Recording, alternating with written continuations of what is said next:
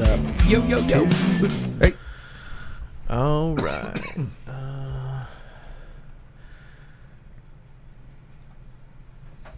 5, 4, 3.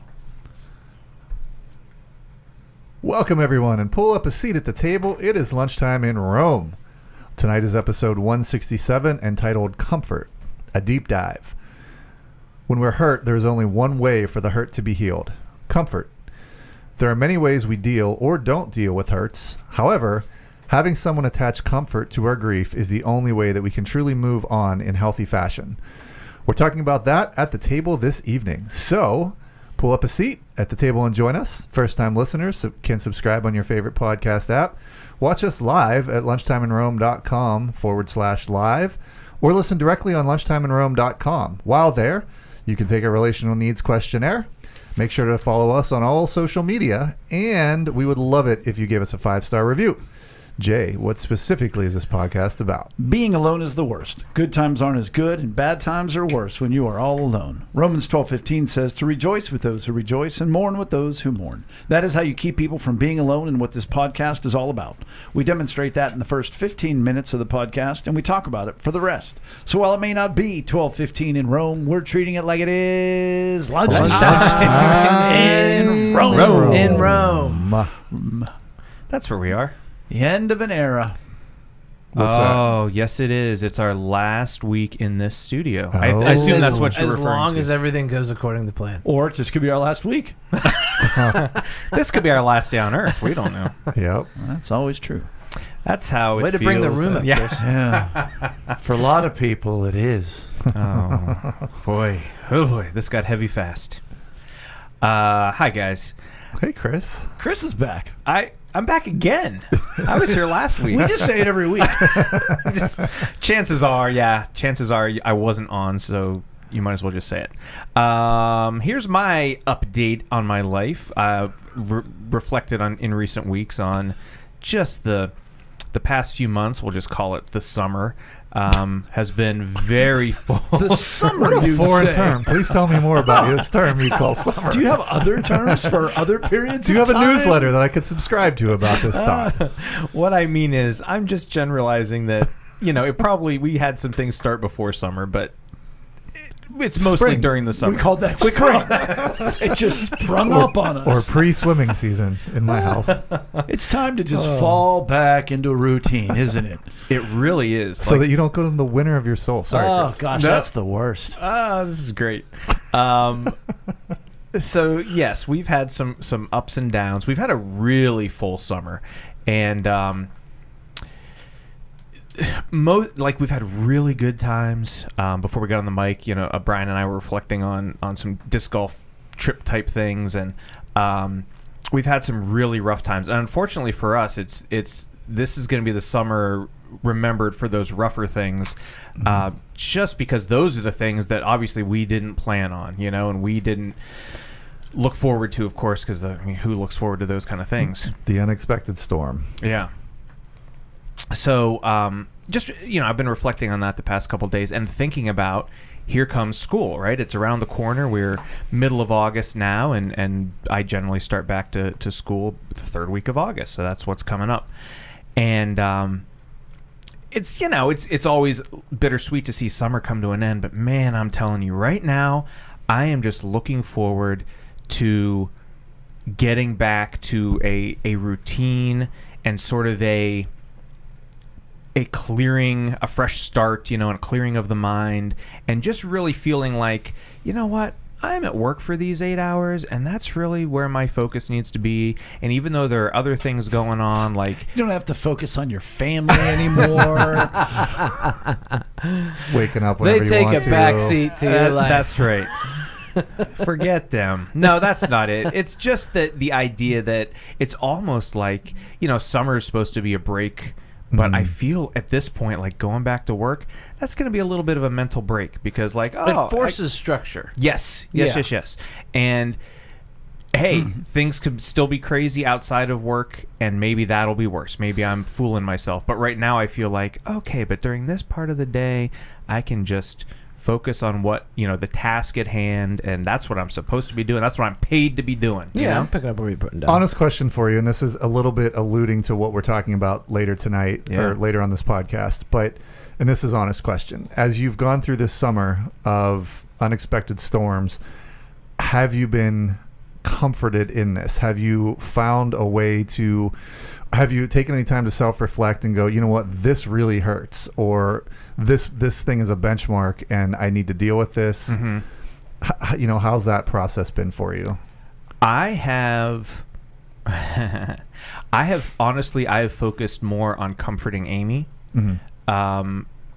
And we've had a lot of talks about that, and I am so happy because I've failed so many times in the past, but in this moment in our lives, we've reflected on it, and we've had discussions, and she said, when I look back, I'm going to remember this as being there's going to be a lot of comfort attached to this time in our lives, which to me, that is that's so amazing and so positive in the midst of a lot of the things going on. For me, myself, I'm not, yes, she has comforted me, and you gentlemen have comforted me, and I am blessed beyond belief to have the system of family and friends that are around me that the support group. Well, I'm using that word generically because I'm not necessarily as a relational need, because I don't generally actually need support, but just the emotional support. Yeah, the foundation through comfort. I feel like there's this, there's a foundation that I can't fall through, and I feel very blessed and lucky about that, because there's such a support system in my life that I feel like, I can't fall too far. I really don't think and so that sort of buoys my emotional situation. Like there might be some things you eventually have to clean up from this time, but overall it's not nearly as difficult as it could have been had you not had the table in your life. I think so. I really do think so. And I have been able to attach some comfort to it, and although I will say there have been times where I've retreated too, and I'm like, I don't want anything from anybody.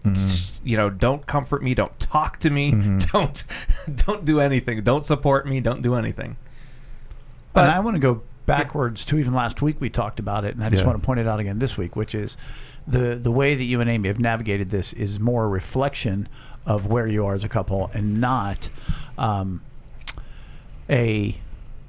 accomplishment that you have achieved.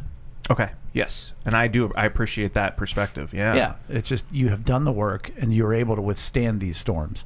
And that's because what you did before the storms got here. Yeah. So I celebrate that with you. Thank you. So that's where I am, and it's not all negative, and I'm very happy to be here. Yeah. I wanted to share something with you guys before I talk about my stuff. So Patton frequently sits at the table. He's a good friend of our good friend P. Dickey. And today he reached out to me, said, "Hey bro, wanted to say that I've been downloading and listening to podcast episodes while at work. Y'all are teaching me stuff that I'm relieved to be learning this early in life. Y'all keeping it real. On a few episodes, y'all mentioned that feedback was important, so I wanted to send this, and I mean it. So thank you, man. Just wanted to share that. Shout out. That's great feedback. He's awesome. It is. It just feels He gets so good. the golden chair at the table. Yeah, he does. It's not a thing, but it is now. It is. So if you want to sit in the golden chair, send us some feedback. Let's have Hunter build us a golden chair that just sits right there every week. Yeah. Starting to feel a little idly in here. I don't know. Well, we don't have to bow down before it. Okay. We sit on it. We lift up. We don't bow to it. We sit on it. It bows to us. We don't sit on it. No, others do. Right, the guest. We bow before them. Right. Man, I wish somebody would teach a lesson at church about bowing down in fires. So this week was just unbelievable for me. I turned 40. Milestone, and all downhill from here. You know what I'm saying? Right. Over the hill. I can't believe you're the oldest one in this group. That's right. Wow. That's right. Little baby.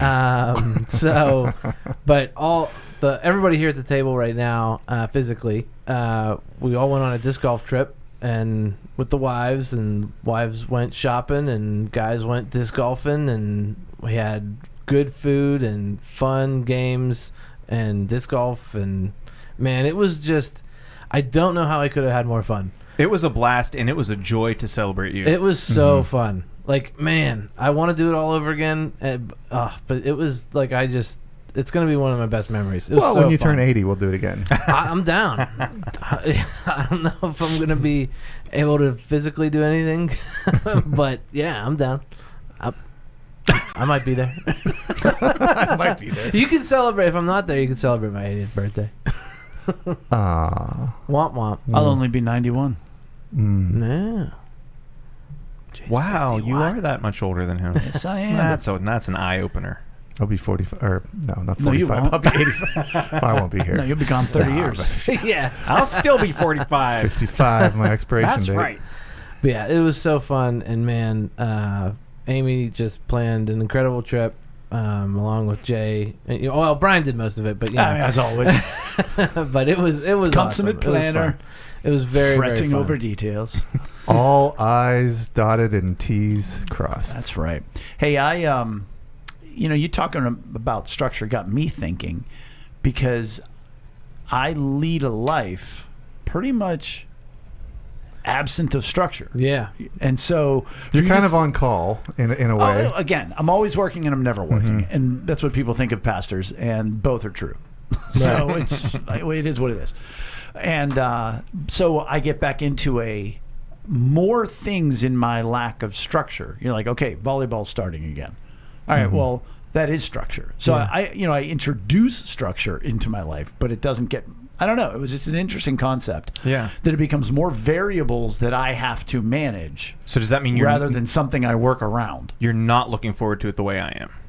The way you are, I don't think so. Like, because you're going, it's good to get back into a structured thing. Right. And for me, it's like, okay, what is it that is, I just have get to- variables every week that I have to put into a schedule and manage. I was gonna say you have to structure around it. Right. Yeah. But You I have to still, structure but I also variables. make sure that I enjoy those things and do as I'm called to do within them. Mm-hmm. Whereas, at the end of a season, you're like, okay, like the running joke with Todd, my assistant, is we'll say like 5 and 4. We just do fingers, 5 and 4.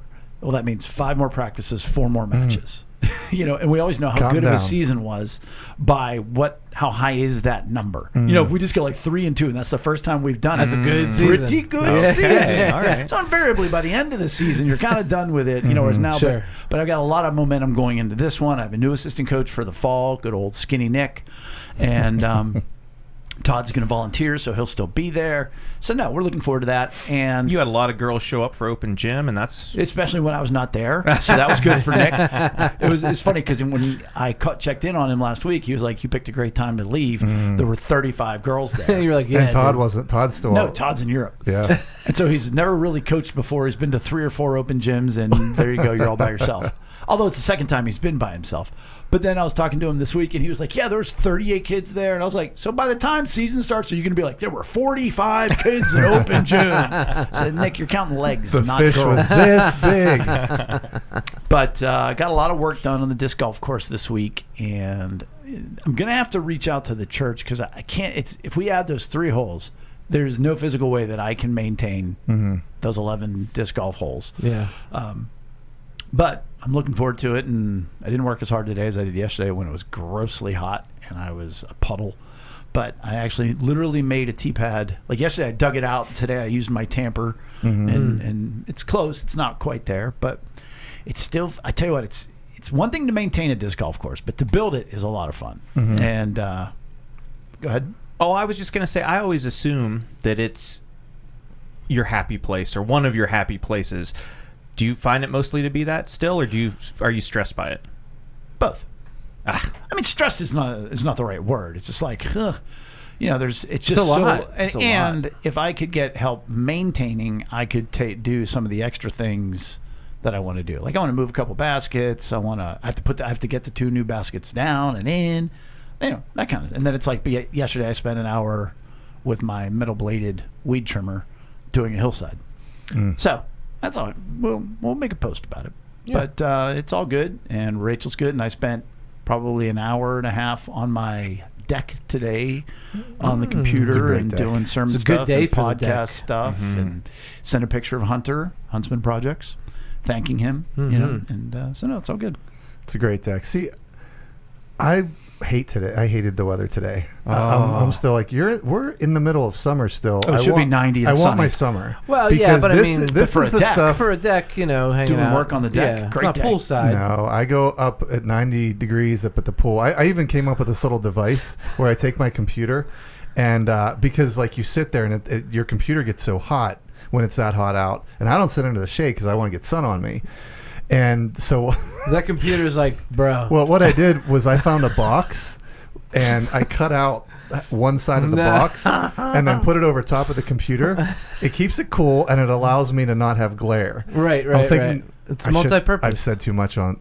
Oh, Yeah, I you have should an invention. patent it real quick. yeah. Yeah. It's Well, but I patented. was thinking you'd have like an ice pack in there too, or something. Well, A see, we fan. can Some see kind this- of fan. Yeah. Yeah, we can work. We can. But for there's all the probably like people if we out jump there. on Amazon right now, I'm sure there's I'm something. sure out there's there. something. It's yeah. for all the people that have pools in their backyard and like to Work in the 90 degree. yeah, 90 degree Tens sun. and tens of people are gonna buy Dude, this thing. Yeah, I'm definitely opposite because I looked at the forecast today. No. 10-day forecast, nothing above the 70s, and I was like cheering out loud.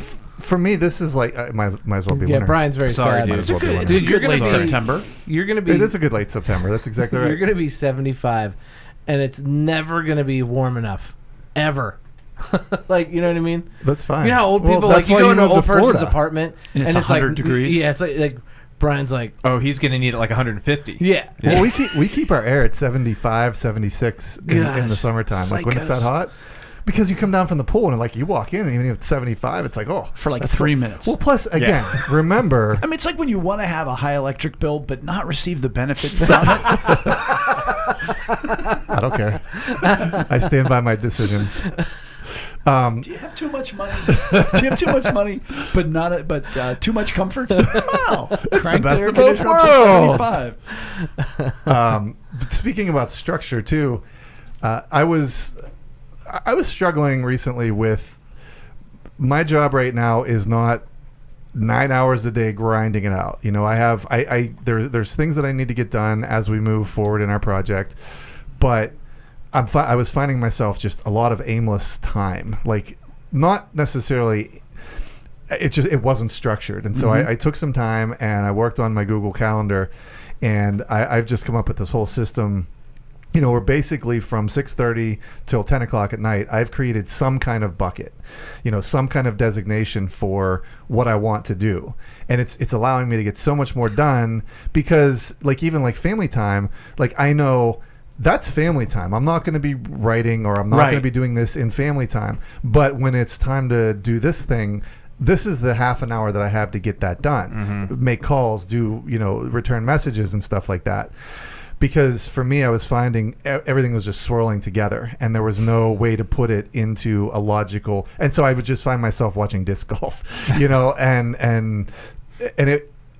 it might seem like fun, but at the end of the day, it's like I left so much meat on the bone today, and I don't like to leave the meat on the bone. You know, I swear, no, I think that's almost another whole podcast. Because like when you're describing what you're coming out of, like I appreciate and I celebrate that discipline and everything else, but it's like, man, I spin those discs all day. Not discs, but those plates. Like that's just how I work. I'm like, oh, what do I have to do now? Okay, great. And you make the most of it. Yeah. And you're like, no. I have to go half hour by half hour, and then I feel good about it, and I'm done with it, and I'm intentional. Yeah. And so it's just we're all different. It's almost like we're all made differently. It's almost like that.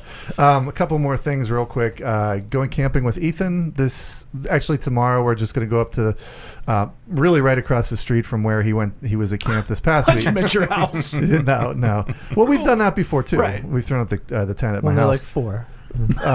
But so last week he and Abby were up at camp, and then we went and picked them up. And this week Ethan and I are going up for just the night. We're going up tomorrow night, throw up the tent, and then come home Friday mid-morning. But I'm really looking forward to that because he's got a lot of and I won't blow up a spot. There's just a lot going on right now. 15's a tough age, and you're somewhere between. Your friends are driving.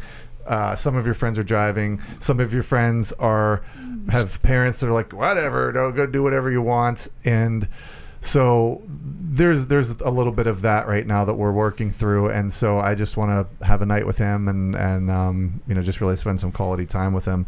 Also, a little bit of food. I had so much fun on that podcast last week. I had so much fun talking about food. Yeah, we just had a time. really good time.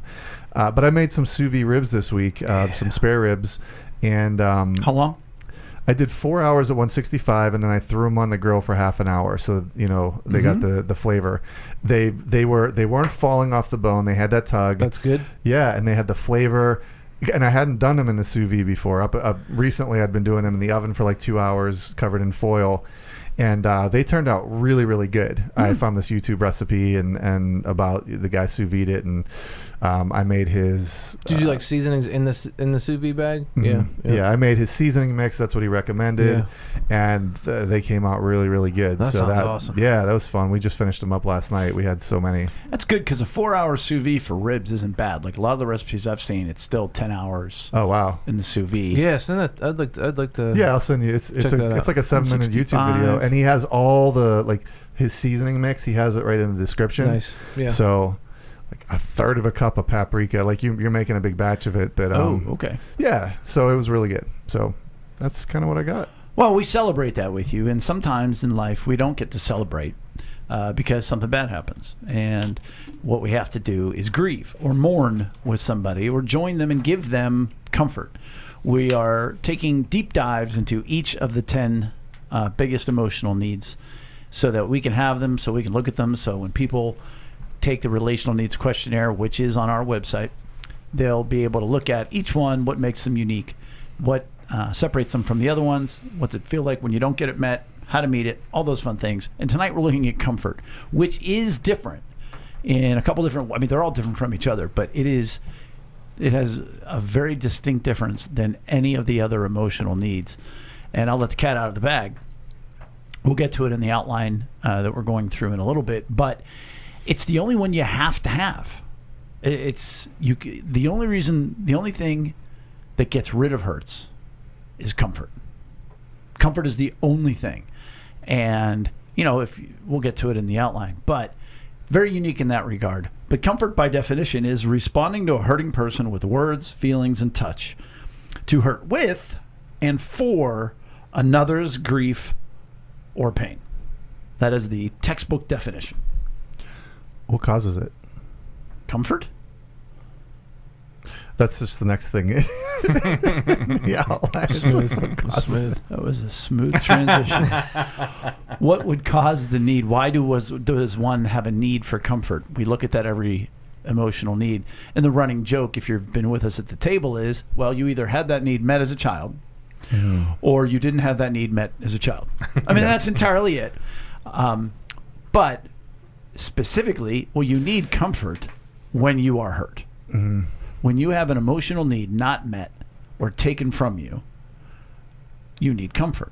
And the only way that hurt can be healed is through comfort. So you could be emotionally dead on the other 9 things. Like you have no need for... I don't know if we use the term emotionally dead. You can have a very low need for a bunch of other things. But so why isn't everybody's when you take the test, my comfort's one of my lowest. Why, when you take the test, isn't comfort the one that's the highest? Well, we're going to get to that outline. That's number 4. Okay. But we're only on number 3, which is, how is it different than other emotional needs? We already said that you have to have comfort to heal.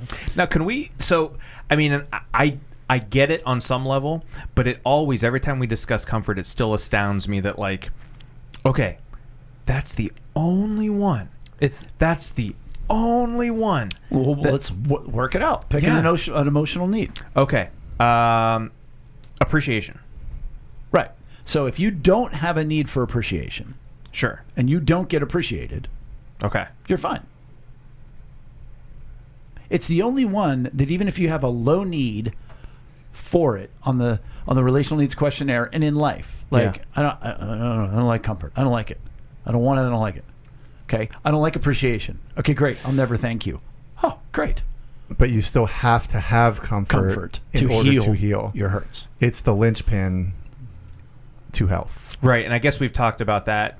I mean, I know we've talked about that before, how it's, even if you don't want it, you need it. Correct. Okay.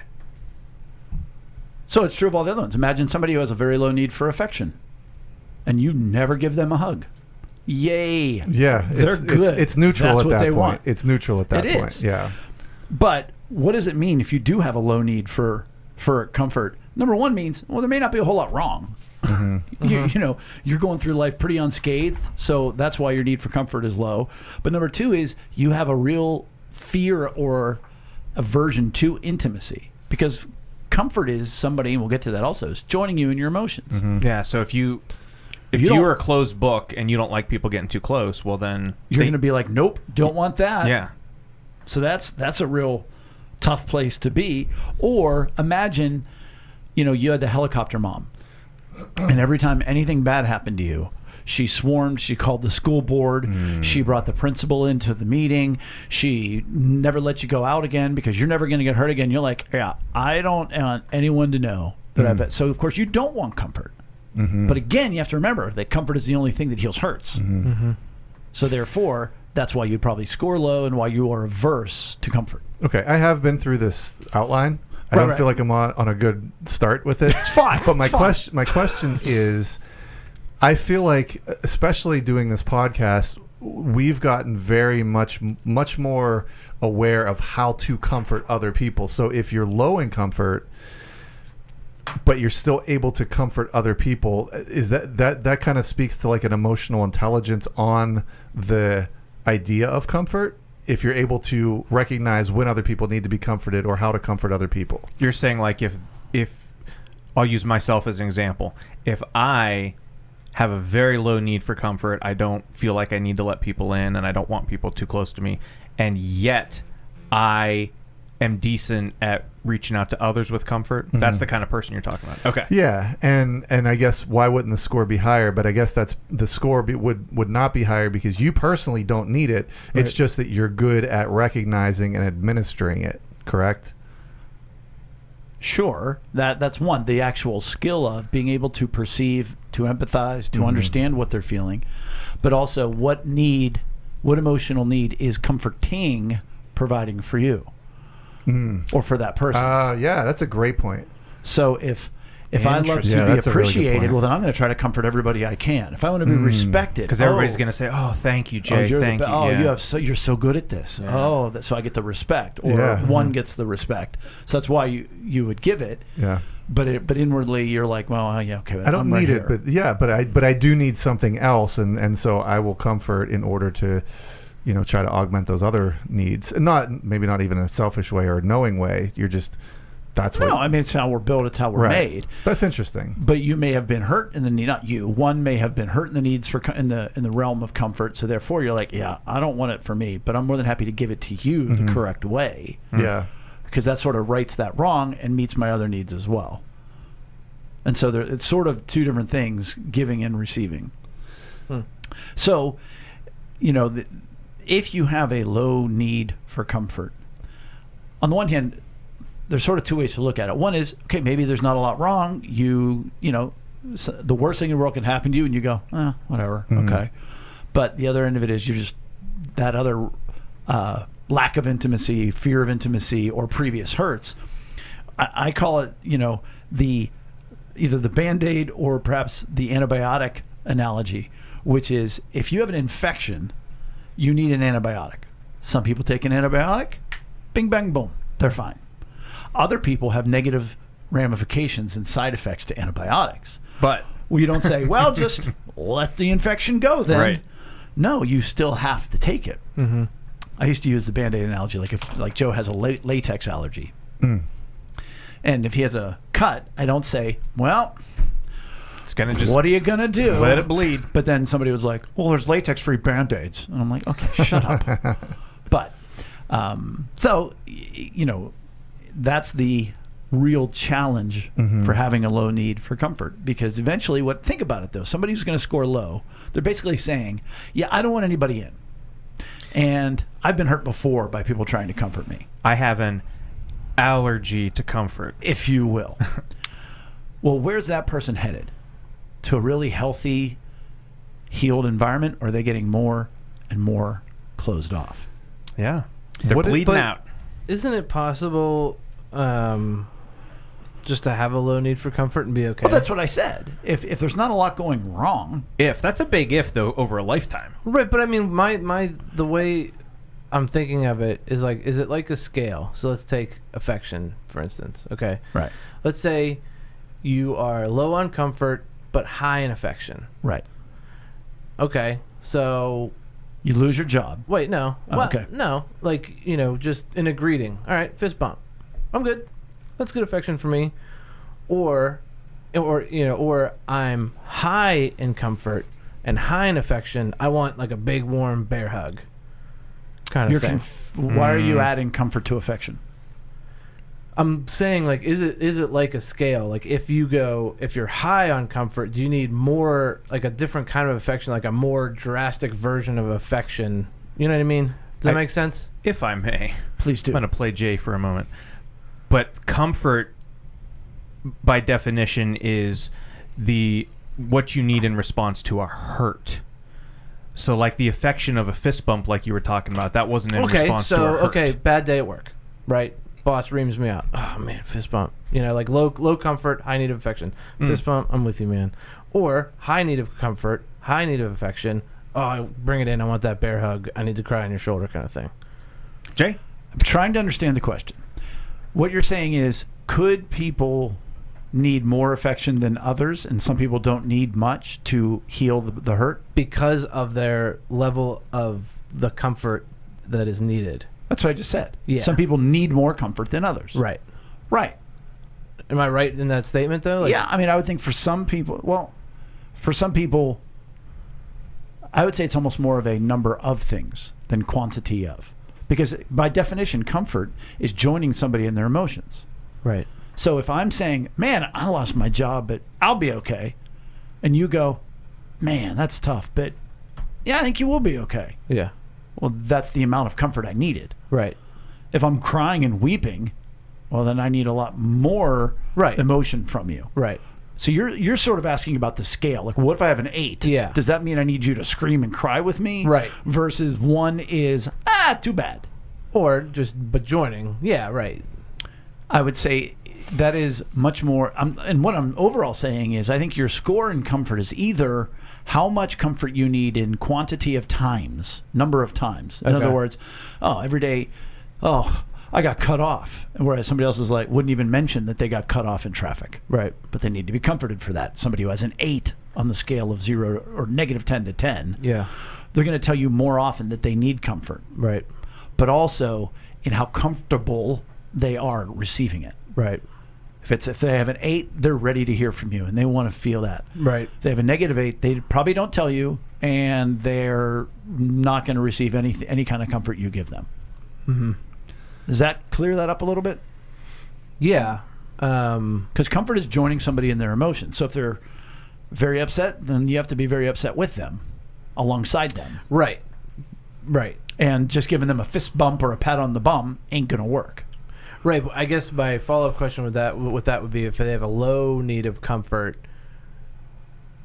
It's either because... No. Go ahead. They still need the comfort. So is the fist bump enough? If they are fist bump sad. Right. Okay. Yeah. Okay. Because, and we'll get to that coming up, what good comfort looks like. Yeah. For somebody who has a negative 8 score, a negative 10 score on comfort, answered 0 out of 5 on every one. Mm-hmm. Well, actually, no. Negative 2 on each one of the questions. Yeah. If they say, man, I had a bad day, no matter what you say, they're going to be like, yeah, it's going to be okay. It's fine. They're going to brush it off. Right. So if you would say to them, and you start to cry, so they're going to be super uncomfortable. They'll probably kill you. Yeah. Yeah. And then themselves. Yeah. So therefore, anything is too much. Yeah. Can I make 2 observations or questions? And this is for me personally, as I'm just sitting here hearing this. Up until a couple months ago, I was definitely, and I recently took the relational needs questionnaire about a couple weeks ago, right before Abby's podcast, and I was still very low on comfort. But up until a couple months ago, I'm good. I mean, you guys know me, and I'm good. I'm fine. And I think I just realized a lot of that need, a lot of that lack of need to be comforted was maybe very much a defense mechanism, because I don't want you to come in. I am protecting myself, and I don't want you to come in. So I still need to be comforted, but my reaction is I don't want you anywhere near me. Right. So I'm fine. Like that's my stock answer. I'm fine. Okay. So that's one observation, but I'm working on more that. application than observation. Well, it's a self-observation. Yeah. Yeah. But if you go back to what we're talking about, it's a lack of or fear of intimacy. Mm-hmm. You don't want them to be into your thoughts. But I like feelings, and intimacy, emotions. but that's more of an affection That kind of intimacy. right. That's Yeah. different. No, intimacy is really being known and revealing who oneself is to another person, trusting them with your innermost thoughts, emotions, and feelings. Yeah, with Lex, sure. With anybody else, like no, I'm fine. So yeah, you're giving a great example of that.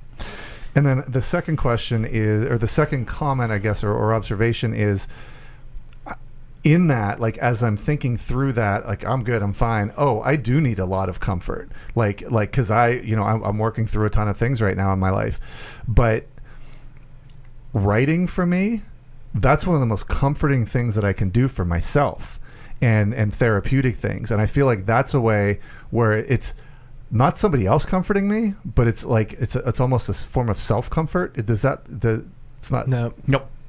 It's therapeutic. It takes two. It's therapeutic. Mm-hmm.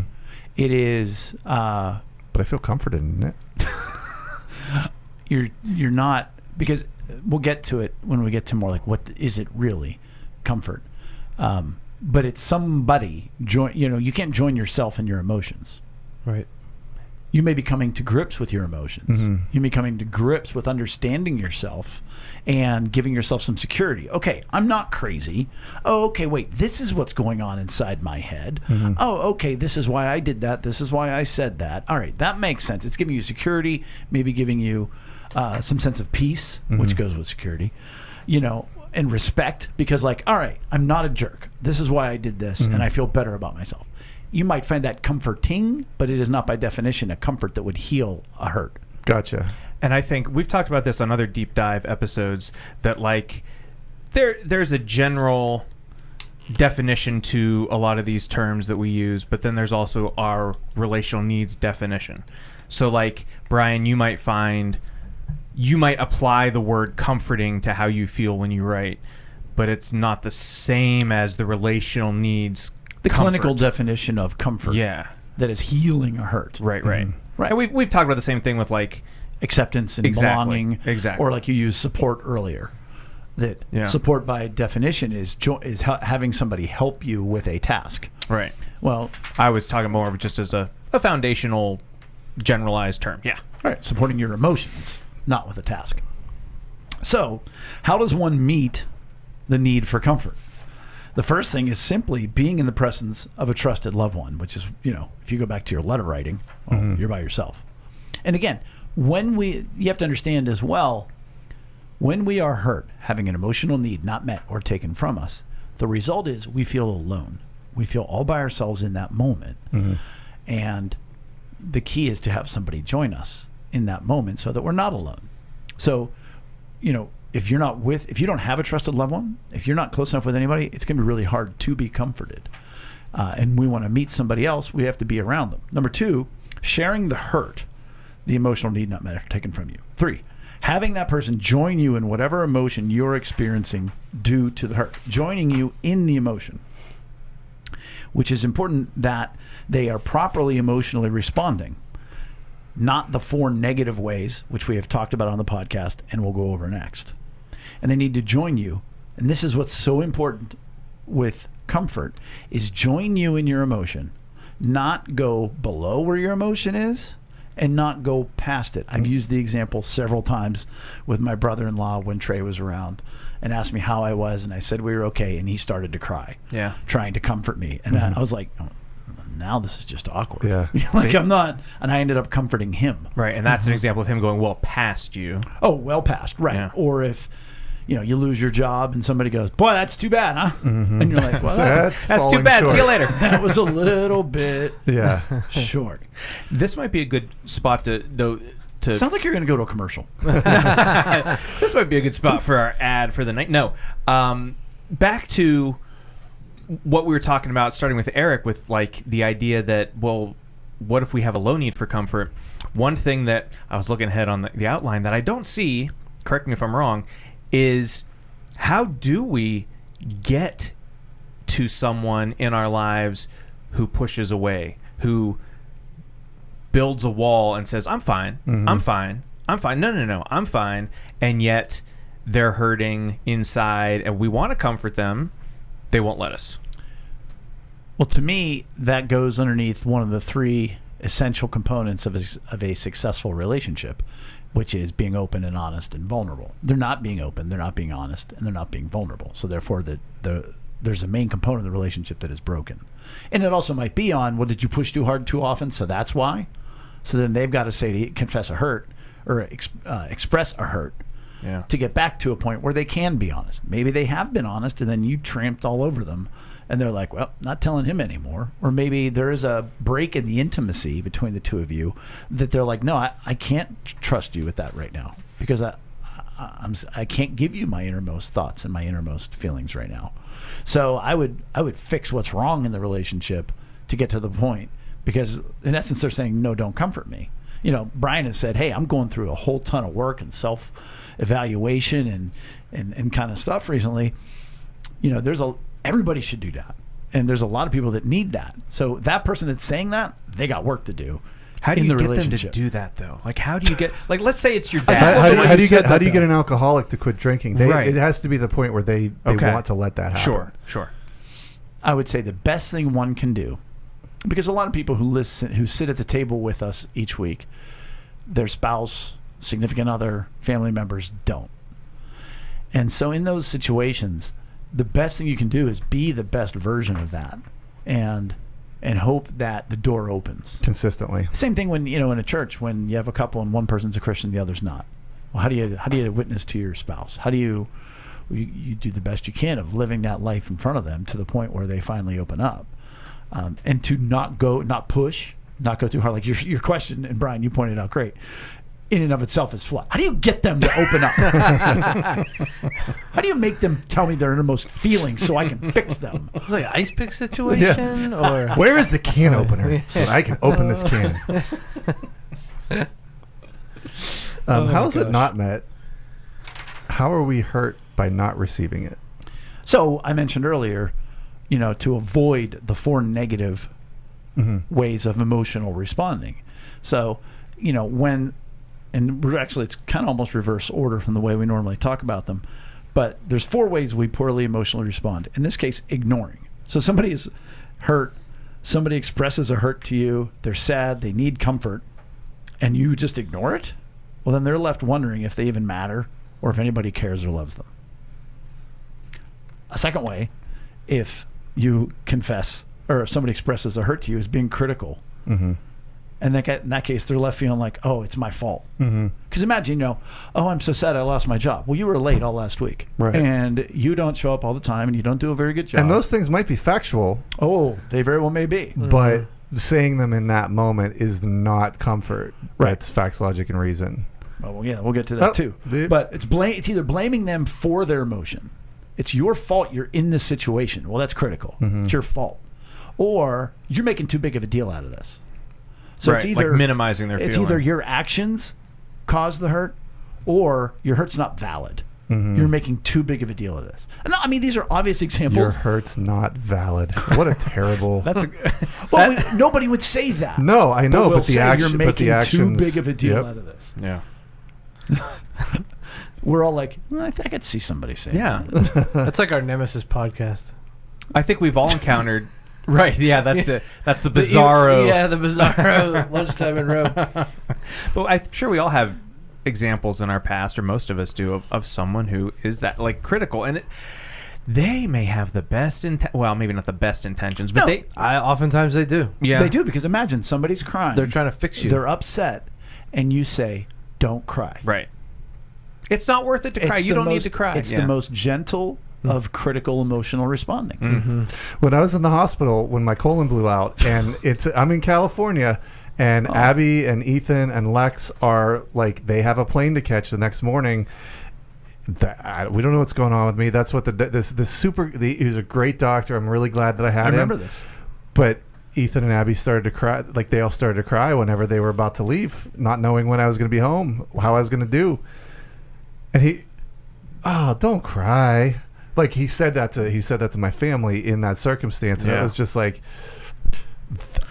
So now I'm crying, and I feel shame. Now I feel bad. I envision you sort of half raising up off of your hospital bed, like clutching your gut, being like, "Well, no, that's not correct." and it goes. It's a disrespect to you of like who you are as a person. Right. I'm their dad. They should be able to cry. I would hope they would cry if there was like something tragic going on with me. That's like critical of his whole family dynamic. The other way that we very often poorly emotionally respond, instead of giving good comfort and joining somebody in their emotions, is giving them facts, logic, and reason. It's probably the number one thing, if we're being stereotypical, that men do, is give facts, logic, and reason. But the person who is sad is not looking for direction. They're looking for somebody to comfort them. Right. Somebody who needs comfort wants comfort. They don't want to be told, here's why you're in this situation. And then they might want some leadership or some direction. There is a place and a time to be for comforted it. first. Right. If they need comfort, facts, logic, and reason does not. If they don't, for them to understand why they're in the situation they're in, does not bring comfort. Right.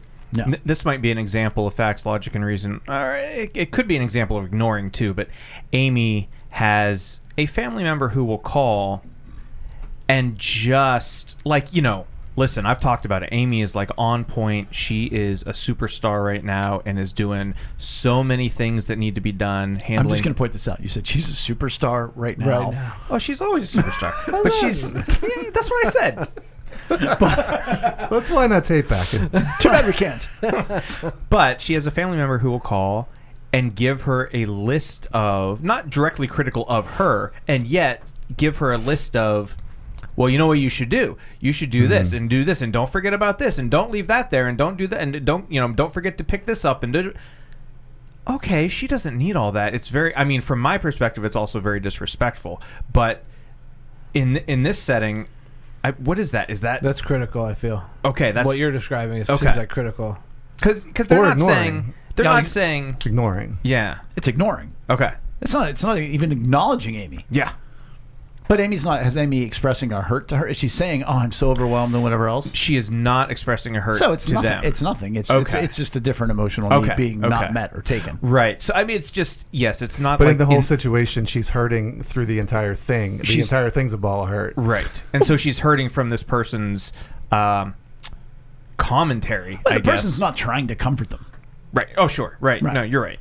So am I confusing that with like there being? Because I feel like they're being critical on the way that Amy's handling it. Like, oh, you should do this, you should do that. That might be an underlying sort of, it's an older family member who... I'm being literally critical when really they're just ignoring. Well, the entire example, with all due respect, is a non sequitur and doesn't apply, because what we're talking about are poor emotional responses to needs for comfort. Right. So if someone is calling you're just taking this in a whole different direction. So I'm bringing up something that doesn't apply. That's good. But what if her need is support, and she has a high need of support, and she's not getting it? Well, that would be underneath the podcast for support. Okay. This is if somebody needs comfort, right. They don't get it because somebody's giving them facts, logic, and reason. Is where we are. Does that make sense? Like, that's just another whole topic. Yeah, I guess. Now, if she hangs up and turns to Chris and says, I can't believe she's not supporting me and she doesn't respect me. I feel so hurt right now by her. And Chris says, that's the way she always is. She's always been that way, and she's always going to be that way. What you should do next time is to make a list ahead of time. Now, that's him giving her facts, logic, and reason to her need, because the need of support and respect was taken from her by the family member. And critical would be Chris turning to her and saying, well, she does it to you because you're such a loser and you're not doing... Right. But that's going backwards in the outline. Yeah, we're going forward. We need to go forwards. Well, and I also wanted to point out, so Chris well, you said before, like, how do you get somebody to Right. that point? You don't do this. with No, them, 'cause these I are the feel things that like take them away Sure. from you don't Yeah. do this, and eventually Yeah. they They're gonna will. right. They'll be like, oh wow, this felt good. Not like you're managing me, ignoring me, Right. criticizing me. Well, and going back to the question for you, Jay, like for that person who's a -10, like what do you do? Like you just sit there like, yep. yeah, Because like, the person that's -10 is probably not even going to say anything to you. sure, They're going to hang up the phone. They're going to say, "How was it? Fine." right, And inwardly, they're just stewing away.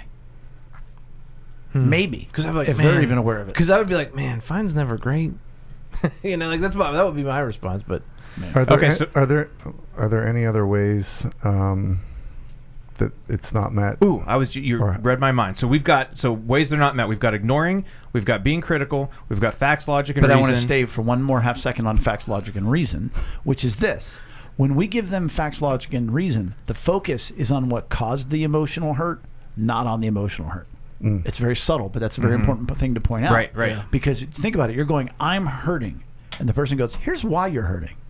Well, you left my hurt behind. Right. They're focusing on the cause of it, not on your feeling. Not on it. Yeah. On the cause of the emotion, not the emotion. Yeah. Right. And then the last one is always selfish. Not as always, is selfish. And if you can't figure out, when somebody shares a hurt with you, you go on to a 10-minute story about how you were hurt. Right. How that leaves them feeling alone. then Oh, that's nothing. When I so did it, common. you need to re-listen to the rest of the podcasts that we've done so far. So imagine you're somebody with a high need for comfort and you're not getting it. And any emotional need, when it's not met, the natural reaction is to steal it. You're the one, with affection. You're tackling the spouse. Oh, we're just rough playing because you just need some physical affection. This is the one where we've on other emotional needs. We've used the analogy of the person's drowning, right? Correct. Yeah, Absolutely. and they're flailing in the water. Yeah, and I would. Yeah. So an example of that would be we talk a lot about what's wrong with us. To anyone will listen, not just in an intimate relationship, but we are flailing our arms, just desperately saying, "Oh, will this person listen to me? Will this person comfort me? Will this person comfort me?" It's the person you're like, hey, how are you? And they go on for 5 minutes. You're like, oh, they don't have anybody. Yeah, right, right. I don't know if you guys know this. I do a lot of shopping and in grocery stores. And it's so funny sometimes. There's the different people at the checkout. They'll tell you everything that's wrong with their day. And you're like, oh, they need to be comforted. And there isn't anybody there for them. This next one I don't quite get. We ask how people feel for us or if they agree with how we feel. Well, it's like, hey, don't you understand? Like, imagine how I felt. How do you feel? Doesn't that I make you see. mad? Doesn't it make you angry? Aren't you so Gotcha. sad hearing this story? Aren't you frustrated? And you're like, yes. Yes, I am. I feel like that could kind of be helpful because then I know, like, Yeah, you're I don't right. know, At least maybe that seems like a healthier way to reach out. Yeah. Don't you feel like your ears are burning with rage? Yes, I Yes, do, I as a matter of fact. That's an interesting one. I was just going to tell you that. I appreciate that that point. Tip of my tongue. Why so, Brian? Because it's a little bit more of a subtle way to steal. In my mind, it feels like a little bit more of a subtle way because I'm big on agreement. Like I like to come into agreement with people, and I think that's it. It's almost like, and I've gone through marketing things, and you learn how to get people to join you in a lot of ways. So to me, this one is it is that subtle way for you to steal it. I don't know. It's an interesting one to me because it is a little bit manipulative almost. Well, it's a cry for help. It's saying, do you comfort me? Do you join me in this? Am I okay? Am I crazy? Think about that. Am I crazy?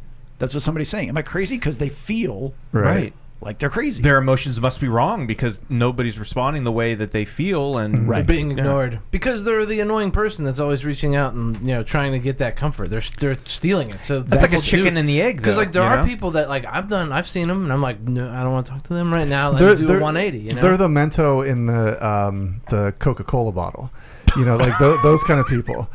You know what I'm talking about? Like I believe it's Diet Coke, but go on. Whatever. They're the people that like there's that pressure that, and as soon as you take the slightest turn to open that, boom. Like we've recently had a pod.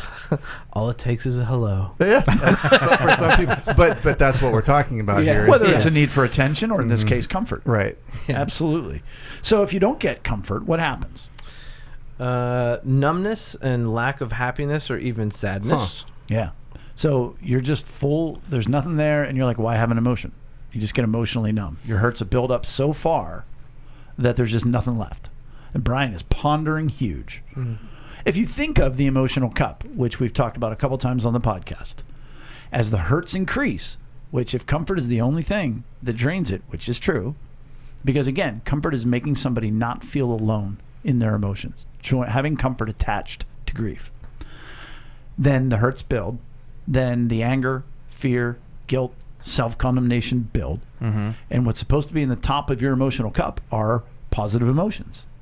Well, the hurts have built too high. Now you're done, and you shut down. And one of the things that can come out is just an emotional numbness. You're just done. Like I've like a learned wall you feeling build up. sucks, so I'm not going to feel. Yeah. My one of the boss that Eric and I used to have. I was out on the truck with him one time, and he was like, "I've got one feeling left, and that it just went away." Like he was so numb, and he like said it jokingly. But he's Except like, I got wasn't one joking. feel. He wasn't joking. He's like, I got one, and you could tell I got one feeling left, and it just went away. it just went away. And then he turned the truck off the cliff. It's like so sad. Good old smash. Wait, this happened? No, no. Oh, yeah, man. with Brian in the truck with him. Yep. My time wasn't up yet. No, but it is very sad, and I feel like, not to be a downer, but like, because I don't understand like when people like want to cut themselves, but like, is that kind of a result of that? Like they're just so numb. Yeah. Yeah. Yeah. And the other thing that happens when our need for comfort isn't met are all the things that come out of the top of your cup, because you just have so many hurts in your life. You go to achievement, you go to alcohol, you go to drugs, you go to eating disorders, you go to sleep disorders. And all of those things are the results of just not having any comfort, because you're so hurt, you are so alone that you do any. That's why people try to fix those things in their lives. Go back to the emotional cup episode. They fix those. They try to fix those things, but it's the fuel, it's the hurt that is causing that. And I want to give a brief illustration so that people can understand. If you ask in the therapy world, they'll say this is emotionally focused therapy. So think of a painful memory from your life.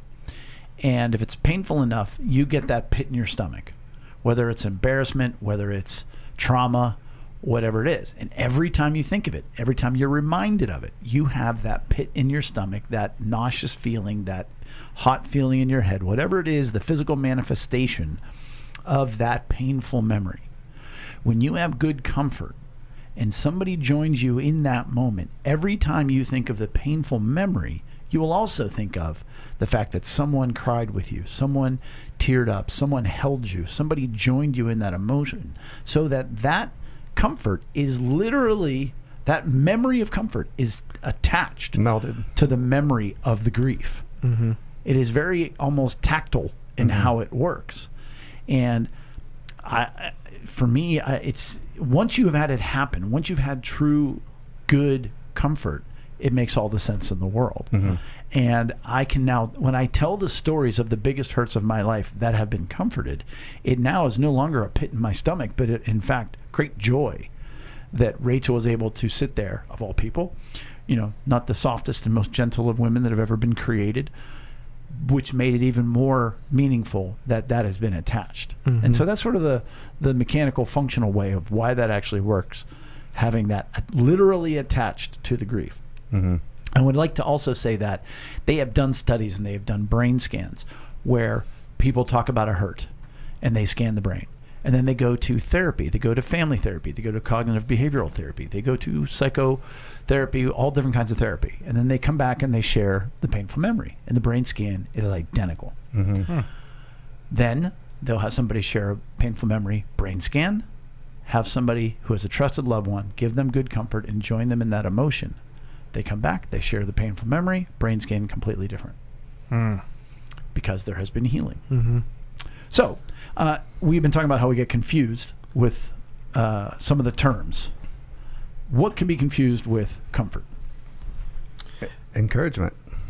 You can get through this. But what does that do? It ignores. And it also gives facts, logic, and reason. Right. Yeah, I can get through this. Thanks for the encouragement. Right. Yeah, I know that. I'm Right. still sad right now. Yeah. And that can come later. That encouragement can absolutely come later. Especially if they have a high need for encouragement. Right. Sure. But it's not comfort. How about support? The quote is, "Let me help you get through this." Again, that might be helpful a little bit later. I lost my job. Oh, okay. Hey, we'll get out your resume and we're going to make some phone calls and everything's like, right. Yeah. First, I just want you to just cry with me for a minute. I just want you to look at my bank account and be like, you can't lose your job. I know. Yeah, and know. you can be altruistic in any of these that you're confusing, but Absolutely. it still doesn't heal that hurt. Acceptance. You're a good person, even though this is happening to you, or even though you're going through this. I love you. That's a well-intentioned comfort. Yeah. A little awkward with the first one. You are a good person, even though this has happened to you. Good night now. But but that one would be ignoring, right? Yeah. Yeah. Yeah, and again, well-intentioned, but it's just not the right time. I think that's maybe the most important thing in all these is these are all good. It's just the comforting needs to happen first. And I could have said this earlier in the podcast, put it in the outline. It might be one of the biggest misunderstood emotional needs. It is the biggest one. Whoa. Like I'm still like line drawn in the sand. No, because like I still feel like I'm 90% there that I totally get it. You know what I mean? Sure. Like it's so when I was nuanced. When to I me. was taught this, I came back from Texas and I was so on fire. And I'd been meeting with a local pastor, and I was so excited to share this with him. And he goes, "That's interesting, Jay." He goes, "Because I've found you traditionally to be almost impossible to comfort." And I was like, "Wow, okay." And then when I read proud him, of that. yeah, I was like, "Oh, that's okay." So then when I finally read him my therapeutic letter that I had written to my dad, that I had read to Rachel, that I had read to the people down in Texas, that I had read, I think, to a couple guys, and teared through and had people join me and attach great comfort. He read it with his feet on his, I read it to him with his feet on his desk facing me, with his arms behind his head. And when I finished reading it, he said, "So what's that do for you?" And I was like, "Bro, you don't even know. You can't even spell comfort." And yet this is a guy who is in ministry in a good church doing good ministry. And I'm like, you don't even know. I mean, it was so great to be there and be like, okay. So what's that do for you? Yeah, that was what he said. I just told the deepest hurts of my childhood through my young adulthood with my father, with his arms behind his head, his feet up on. I'm looking at the soles of his feet, and he goes, "So what's that do?" Do you know what I hear when you say that? All right, go get your shine box. Go get your shine box from Goodfellas. Like it's just such a. Well, I'm sure it's wasn't that way. To be but altruistic, he was probably thinking, I have to help him work through this or something, and it's like, so how does that make you feel? yeah, it wasn't even that good. Yeah. I have a better question. How can we meet one's need for comfort? So this is the culmination, right? Pretty much. We've said, here's what not to do, what not to do, what not to do. Elementary version and or Roman numerals version of how to comfort.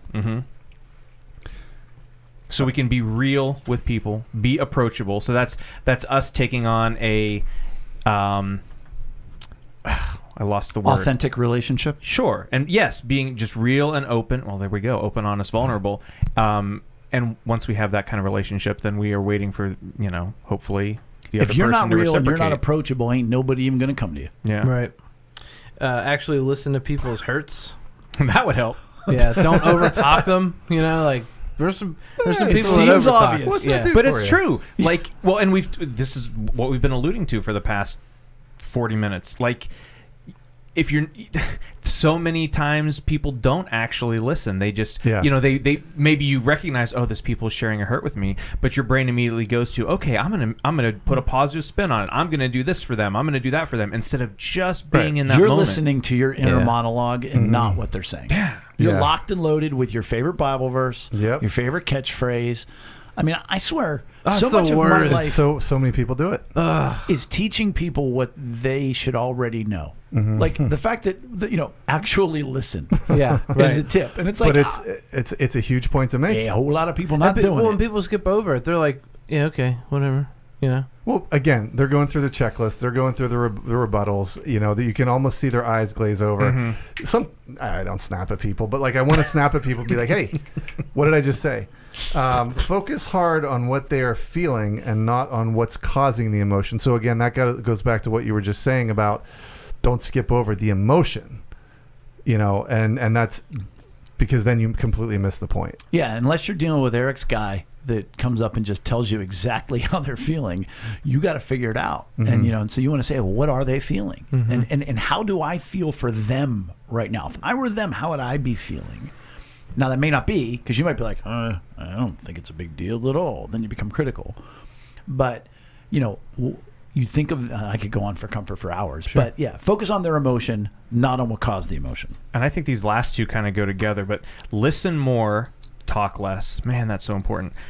That way you're focusing on them, right? Well, sure. And that leads right into the fact that nonverbal comfort has a greater impact than verbal and is often less confusing. Do you want to expand on that for a second? Well, but I'd like to go backwards to the part you left out, which is focus on them. Right. Focus on them, not you.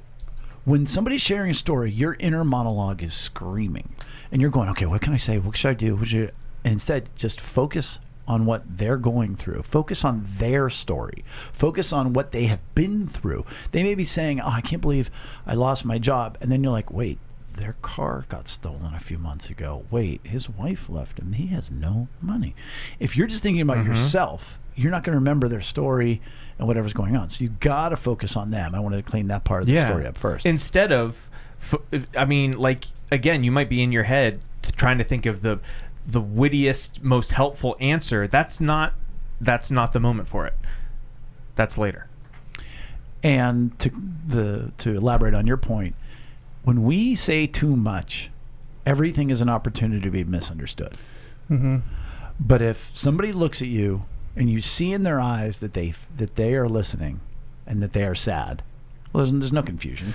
Unless you're just terrible. Yeah. I mean, if there's, if like your sad face is like intense anger or something, but I mean, in a lot of ways, the nonverbal communication is so powerful. Like, and it's that way just as a fact, but especially with something like this, just to be, give a little grimace when they get to that part of the story, whenever, that they've talked about losing whatever, or that those things go so far because it does show, number one, you're joining them, and number two, you're actually listening, that you're there with them. Again, I might be off by a percentage point or two, but communication is 7% the words you use, 40% the tone, and 53%, I did too much. But anyhow, 50%, 50, 43, and 7. Yeah, nonverbal. And 50% the nonverbal. Yeah. So when we do not get a emotional need met, it goes somewhere. So this is like a compounded emotional need not being met because you already had a need not met. That's why you need comfort. And so it goes to 4 places like we've talked about. The first is fear, and that goes to, boy, no one cared this time. They're not going to care in the future. So if your hurts go to fear, that's how you're going to end up feeling. When you needed comfort and you didn't get it, you're like, well, then nobody's ever going to comfort me. Yeah, and there's the compounded hurt. Like you reached out or, and you were not met with comfort, and that hurt. And so now you're afraid to do it again. And now you're that guy that says, yep, I'm never sharing that again. And then Chris comes into your life and goes, how can I get them to open up? Where's that can opening? How can I crack their nut? It goes to guilt. I haven't been there for others. Why would they be there for me? My hurt is my own fault. And you said that with such like. Well, I'm not into guilt, all my so hurts are my fault. When I my faults there's cost like me hurt. There's like a visceral reaction in me when I see guilt, and it's why is that?